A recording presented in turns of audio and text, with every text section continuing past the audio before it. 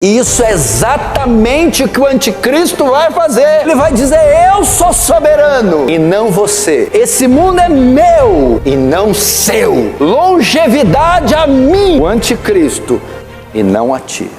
Deus quer falar com você. Como será o fim dos tempos? O governo do fim, a vida do anticristo e como ele fará uso do Estado. Presta atenção. O rei Nabucodonosor ordena que fosse construída uma imagem, uma estátua enorme de quase 30 metros de altura, com o fim de ser cultuada, adorada em um lugar especial na Babilônia. O que era essa imagem? De quem era essa estátua? Quem ela representava? Que o texto aqui não fica claro que tipo de figura a imagem representava, que personalidade prefigurava a imagem. Um texto que nos dá uma pista do que era essa imagem é o verso 12 do próprio capítulo 3, que diz assim: Há uns homens judeus que tu constituíste sobre os negócios da província da Babilônia, Sadraque, Mesaque e Abednego. Esses homens, ó rei, não fizeram caso de ti, e a teus deuses não servem, nem adoram a imagem de ouro que levantaste. Veja só, esse texto mostra que era o próprio Nabucodonosor, porque aqui ele faz distinção de Nabucodonosor e dos outros deuses. O chefe da guarda, fazendo essa distinção, fica claro que se tratava da imagem de Nabucodonosor. Ele manda construir uma imagem de si próprio na Babilônia. Aqui, queridos irmãos, Nabucodonosor aparece como um Deus que deve ser adorado como um Deus junto do seu império, o Império Babilônico. Esse era o objetivo de Nabucodonosor: ser adorado, ele e a poderosa Babilônia. Esse também será o desejo do anticristo. Ele vai querer ser reconhecido como Deus. Esse é o desejo dele, ser reconhecido como Deus e receber adoração como Deus recebe.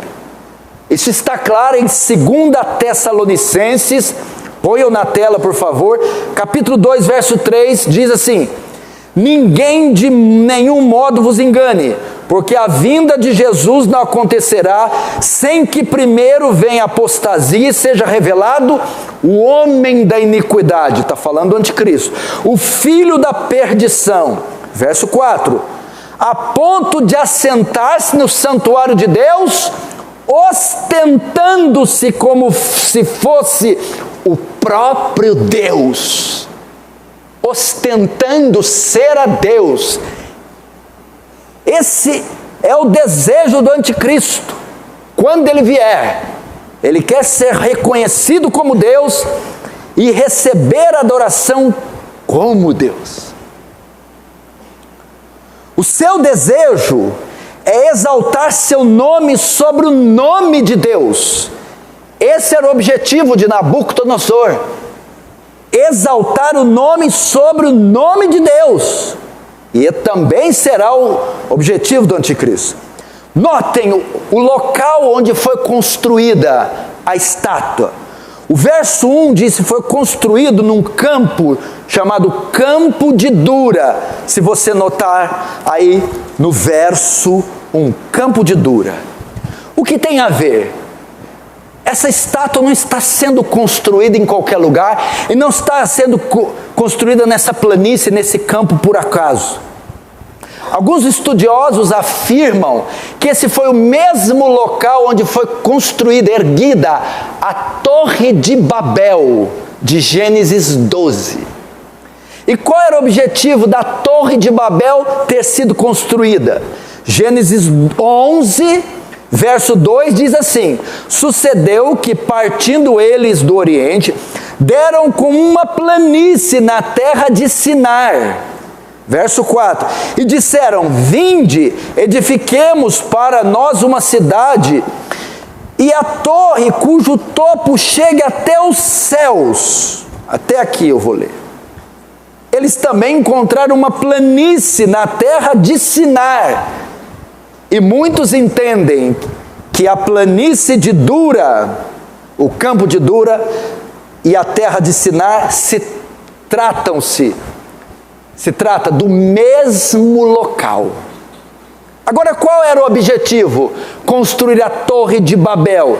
Ainda no verso 4: construamos uma torre que chega até os céus, e tornemos célebre o nosso nome, para que não sejamos espalhados por toda a terra. O que é Babel?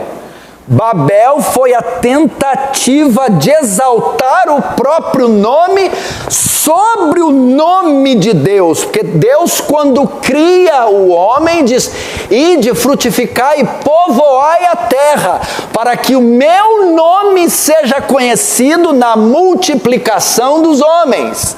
Vem Babel e diz: não, queremos construir a torre para o nosso nome ser célebre, conhecido em toda a terra. O nosso nome sobrepuja o de Deus, suplanta o de Deus. O nosso nome é acima de Deus. O objetivo, então, deles era promoverem a si mesmos. E é isso que Nabucodonosor queria fazer. E é exatamente isso que o anticristo vai fazer: promover a si mesmo, exaltar o nome dele acima do nome de Deus. Parece que outra figura tentou fazer isso no Antigo Testamento. Vocês se lembram de Isaías 14 e Ezequiel 28? Tu era o querubim ungido da guarda. Ó estrela da alva, tu dizia no coração: acima das mais altas nuvens exaltarei o meu trono, e acima do Altíssimo serei eu. Essa é nitidamente o desejo do anticristo. Isso tudo ele faz em afronta ao seu principal inimigo. Quem é o principal inimigo de Satanás? Quem é o principal inimigo do diabo? É Deus. Por que ele está fazendo essa estátua? Ele tem um objetivo aqui: é afrontar a Deus. Se você notar, estamos lendo o capítulo 3. No capítulo anterior, o capítulo 2, mostra qual foi a intenção de Nabucodonosor ao construir essa estátua. Por que ele construiu essa? O 2 revela.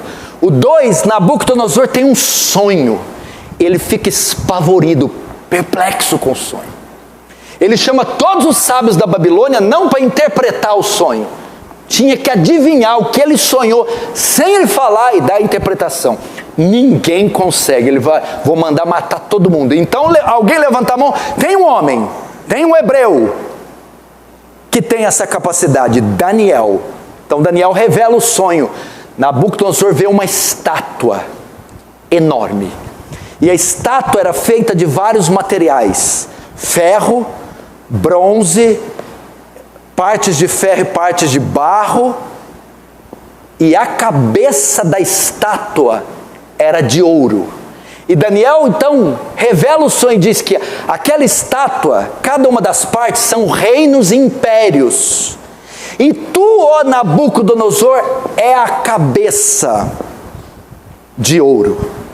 Mas depois ele vê uma pedra que vem uma pedra cortada, sem auxílio de mãos, e destrói a estátua. E vem um reino mais poderoso que todos, e reina sobre ele. Esse é o reino do Messias, Cristo, que derruba todos os reinos. Nabucodonosor aqui, a intenção dele construir a estátua é revelada no 2. Por quê? No sonho, a estátua só tem a cabeça de ouro, que é a Babilônia. Mas agora, no capítulo 3, a estátua que Nabucodonosor vai construir é toda de ouro, da cabeça aos pés, é completamente de ouro. Com isso, Nabucodonosor está passando uma mensagem para o império, para as nações e para Deus. Por que ele está fazendo isso? Ele está afrontando a Deus, dizendo: o meu reino não vai acabar, e que eu, Nabucodonosor, sou soberano, e não o seu Deus, Daniel. Contrariando o que Daniel revela no sonho.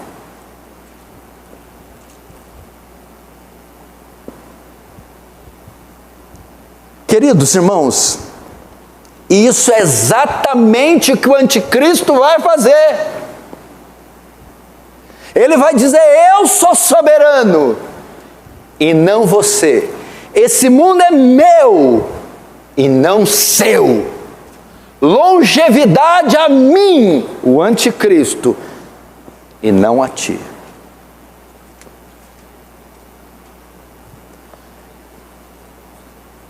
Veja só, meus irmãos, que coisa assustadora.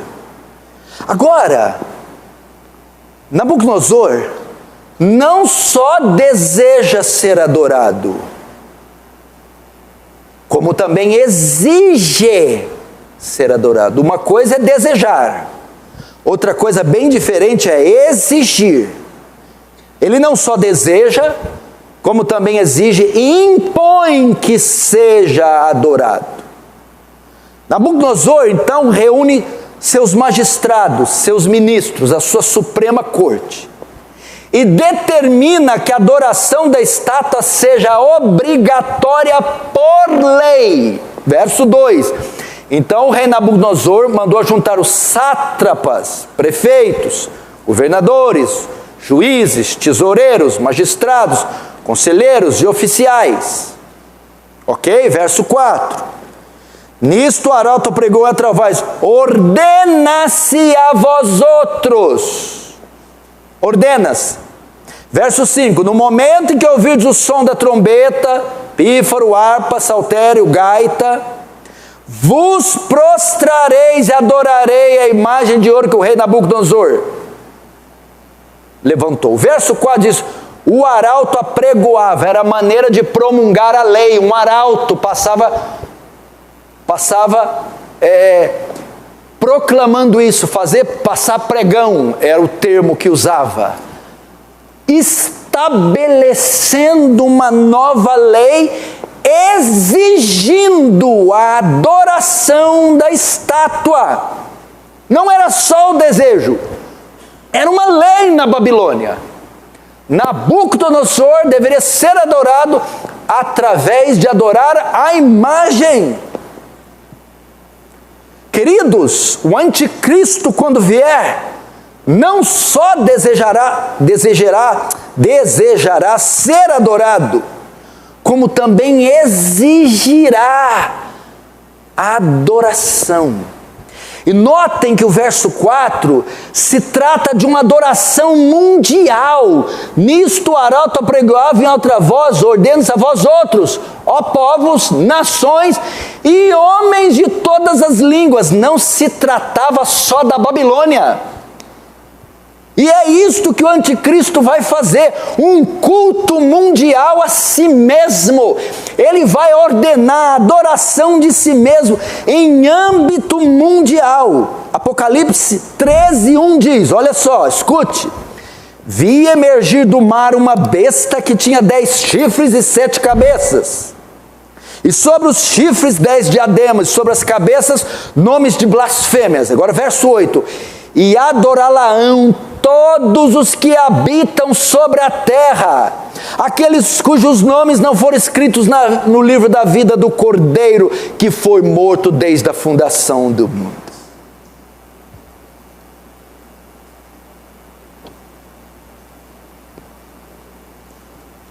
Você vê nitidamente semelhanças de Nabucodonosor com o anticristo, até porque Nabucodonosor era o anticristo do seu tempo, da sua época. Ele vai exigir adoração e vai estabelecer o culto a si mesmo, o culto à personalidade.